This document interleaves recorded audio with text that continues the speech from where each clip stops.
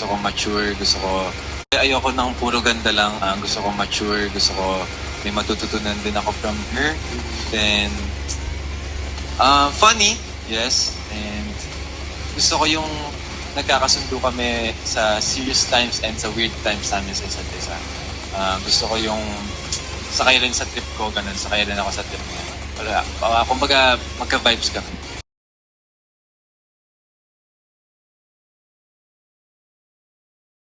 I-describe ko lang sa kanya kung paano yun na-imagine ko kung paano yung tsura ni Casey. Tapos, yun siya na daw bahala. Let's do it! Medyo diamond shape yung face niya. Pero maliit. Parang almond yung eyes niya. Short hair or long hair? Medium. Paano yung lips niya? Medyo big. Medyo big. Magnifico. Okay, na-imagine ko si Casey na ganyan kasi gusto ko siya parang strong yung personality niya. Kaya binagay ko sa mga, alam mo yun, mas matapang yung itsura. Sabi ko maliit yung mukha. Parang na-imagine ko lang kasi parang kunyari ako yung lead naman. Tapos parang may gusto akong role. Tapos yung kasama ko ng babae. Yan yung itsura niya. Ayun, nakuha naman yung gusto ko makuha.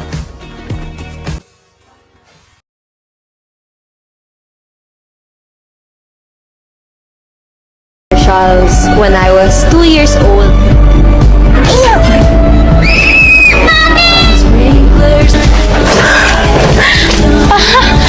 Kuya, tama na!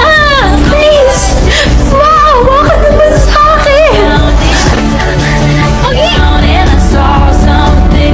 Kaya po ako sobrang nagpursige kasi I wanted to prove to them na hindi ako artista lang, kaya kong sumabay sa inyo lahat. It was really hard. Lagi akong umiiyak.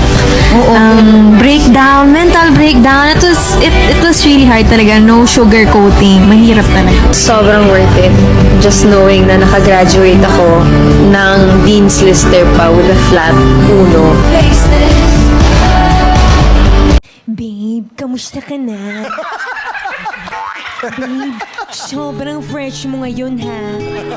Daig mo pa ang fresh lumpia. Yes. Alam mo, babe. Babe, I miss you. Sana makapag-usap naman tayo ng matino. Yung walang mga camera, babe.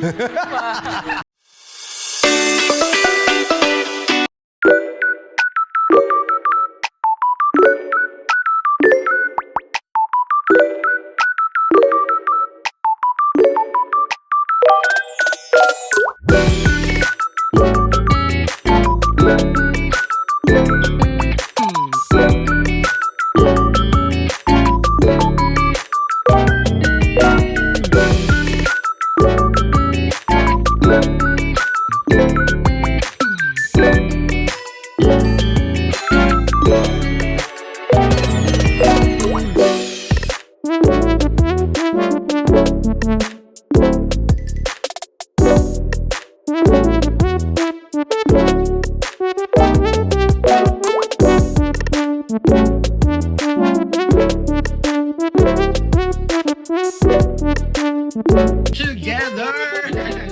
Alexa, parang ano ka ba? Parang ka bang, ano yung Pokemon? Nagko-collect ka ng mga BGYO? Dahil si Akira ay love team mo sa Misbehave. Dito naman. Kulang ka direct. Kumunta na natin. Oo.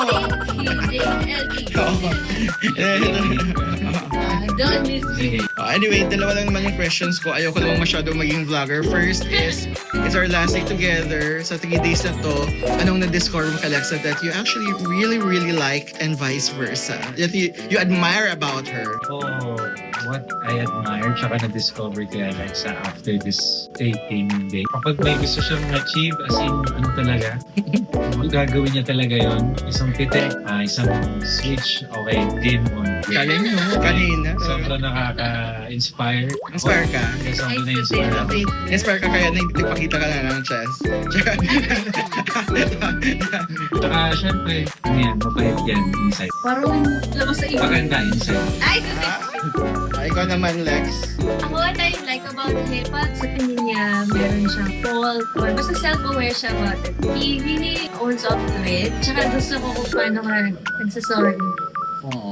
Cute. Sagot. Okay, sige. Parang cute. Parang hindi ka talaga, hindi ka magagalit. Pag narinig mo yung gano'n. Babu. Babo. Okay.